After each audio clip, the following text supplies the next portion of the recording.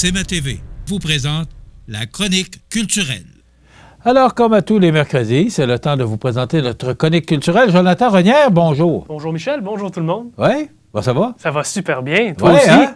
On a un cinéma qui a de l'action. On a des spectacles jeunesse pour la semaine de relâche. Les jeunes, en ce moment, là, quand au bureau, on les voit rentrer pour le cinéma, ça crie, ça rit. C'est le fun. Que ça doit faire du bien. Ça fait du bien d'entendre ça, ça fait du bien de voir ça. Oui. Alors, écoute, on va parler justement de... On est en pleine semaine de relâche. Qu'est-ce que ça veut dire, la semaine de relâche? Cinéma? Ça veut dire cinéma, ça veut dire Arthur l'Aventurier. Je rappelle... C'est quand?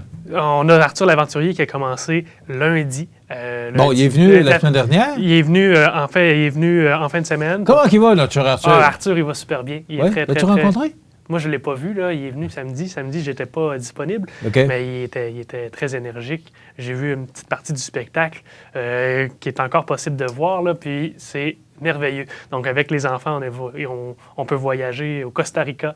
On peut voyager en Afrique. On peut aller en Australie, dans les Rocheuses canadiennes. Arthur l'Aventurier, on le voit là, à l'écran. C'est ça, Arthur l'Aventurier. Il voyage. Puis, il voyage, puis il fait découvrir aux enfants les beaux paysages. Il fait découvrir aux enfants de nouvelles cultures. Donc, c'est avec Arthur l'Aventurier que les enfants ont pu voyager. Et ils pourront le faire jusqu'à lundi 8 mars. Donc, inclusivement? Inclusivement. Okay. Donc, en web diffusion, sur demande. C'est une journée pédagogique, donc ça va être encore congé. Exactement. Donc, vous allez... sur le site web des Arts de la Scène, adls.ca.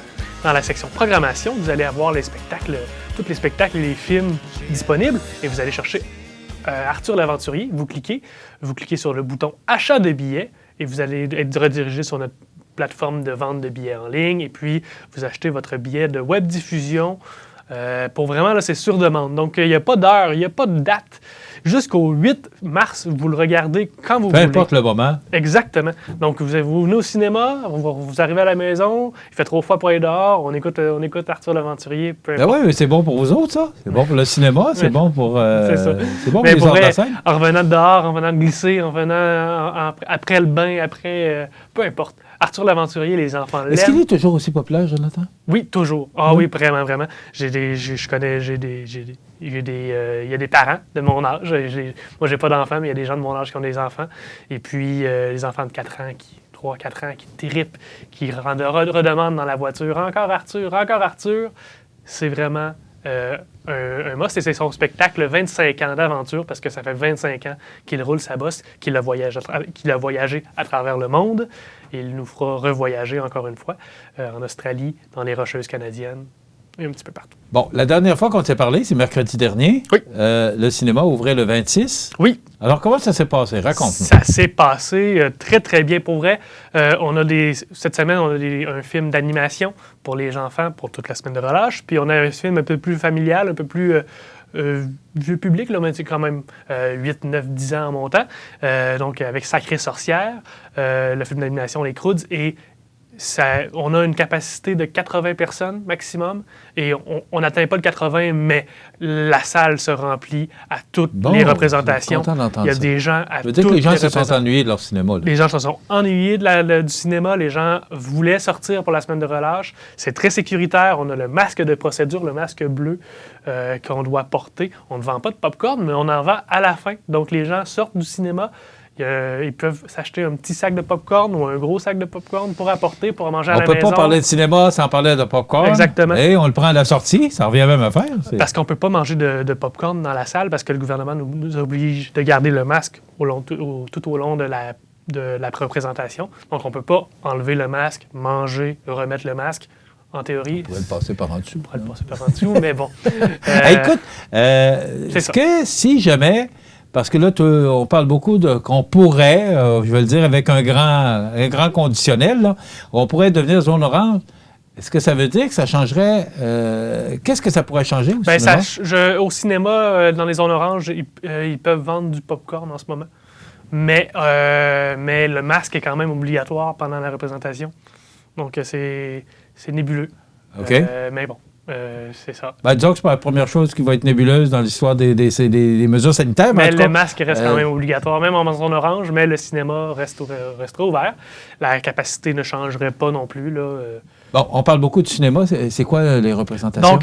Donc quand j'avais parlé de Les Croods 2 et Sacrée Sorcière, mais à partir de ce vendredi, on a 2 nouveaux films.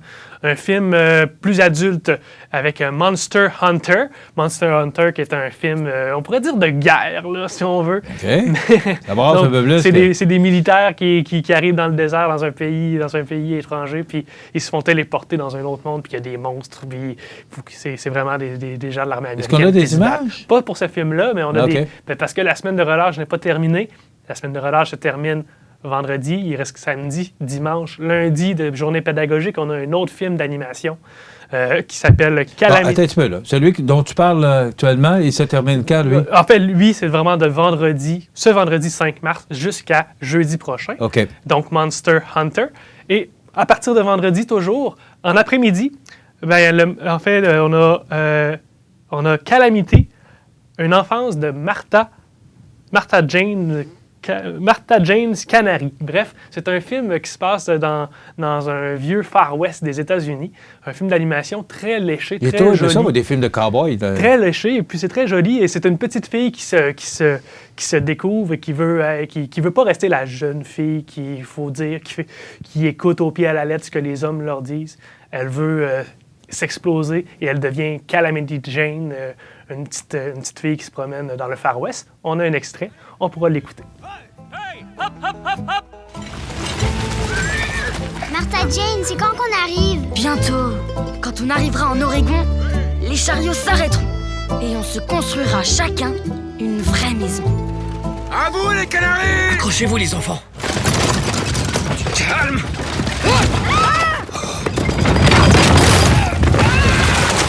Vous avez la jambe et 2 côtes cassées. Qui va conduire le chariot? Moi, je veux bien conduire le chariot. Je peux apprendre. Ne raconte pas d'âneries, jeune fille.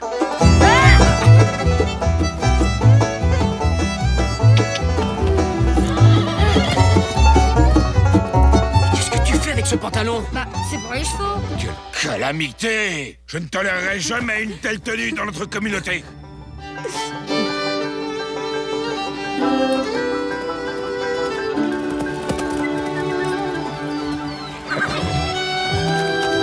Tu t'appelles comment déjà? Je m'appelle Marcus. Faut qu'on se débarrasse de cette chaîne. Tu fais moi le malin maintenant, tête de bouche. Rarement vu une fille aussi mal élevée. C'est pas une fille. La petite dame aurait peut-être du travail pour 2 orphelins. Moi, je peux passer. Non, c'est trop dangereux. Donc, ce qu'on vient de voir... Donc, Calamity, une enfance de Martha Jane Canary. Donc, c'est vraiment une petite fille qui veut exploser les barrières, briser le plafond de verre qu'il y avait dans ces années-là, au début de la colonie américaine, où ils vont explorer le Far West en famille. Et puis, elle part à l'aventure par elle-même, elle se découvre des amis et tout ça. OK, donc ça, c'est présenté... Donc, de vendredi, le 5 mars, jusqu'à mardi. Lui, on le présente jusqu'à mardi prochain, peut-être même mercredi. Mais c'est vraiment pour les enfants, donc en journée. L'école recommence, donc on va arrêter de présenter ce film-là à partir de mardi prochain. OK. Maintenant, on parle de Guy Bélanger. Oui, Guy Bélanger, qui est un joueur d'harmonica, un harmonicoriste qui est très populaire. Je sais pas comment on dit ça. Un harmoniste? Un harmoniste?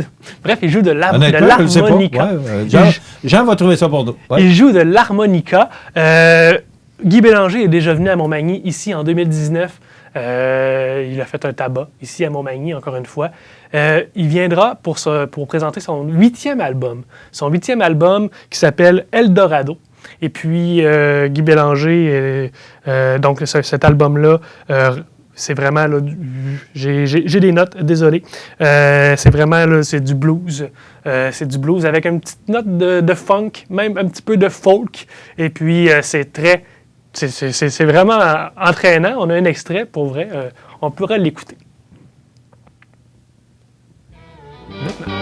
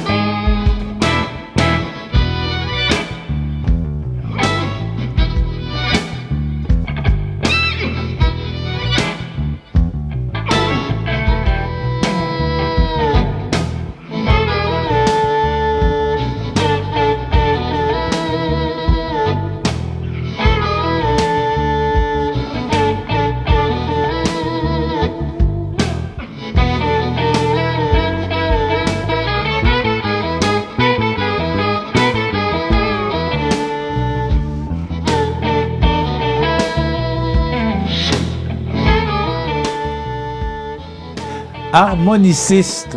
Voilà. Harmoniciste. C'est ça, C'est une ça, personne le qui terme. joue de l'harmonica, c'est un harmoniciste. Et voilà. Jean, j'aimerais que tu présentes les images de M. Bélanger. Je ne sais pas si les gens ont remarqué, mais il a autour de lui plusieurs harmonicas. Plusieurs harmonicas. Il a sa ceinture d'harmonica parce que faut savoir qu'un harmonica a des notes précises, des harmonies. C'est pour ça que ça s'appelle comme ça. Donc, chaque harmonica représente une gamme de notes. Donc, on passe... donc, si la chanson est en Ré majeur ou en... Bref, peu importe les notes, il change d'harmonica pour changer les tonalités des chansons.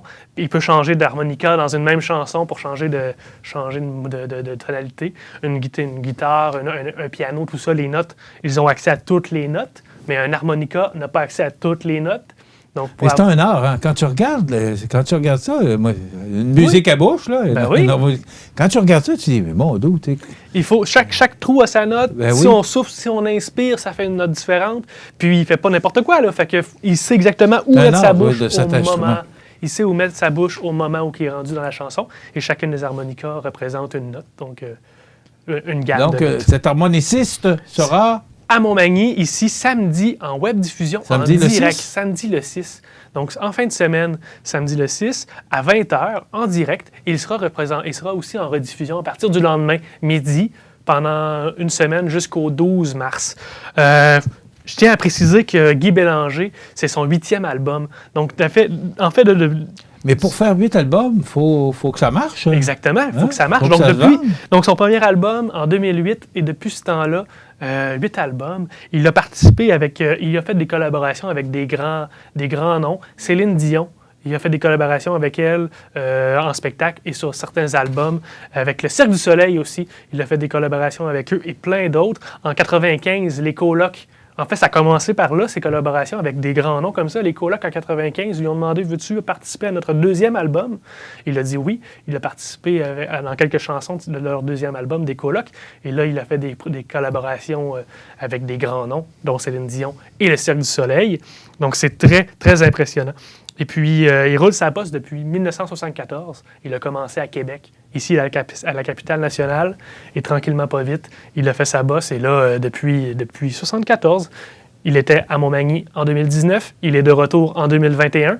Et c'est ce samedi 6 mars. Samedi 6 mars, on peut le voir où?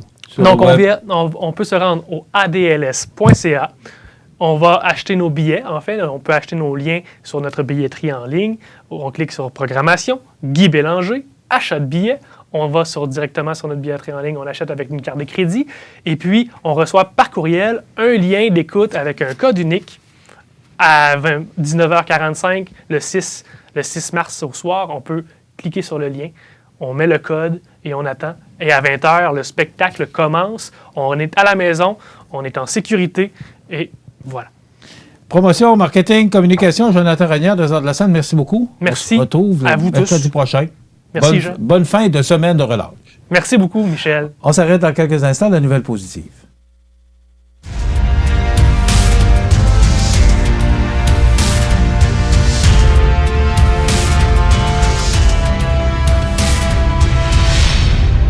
CMA TV vous présente la chronique culturelle.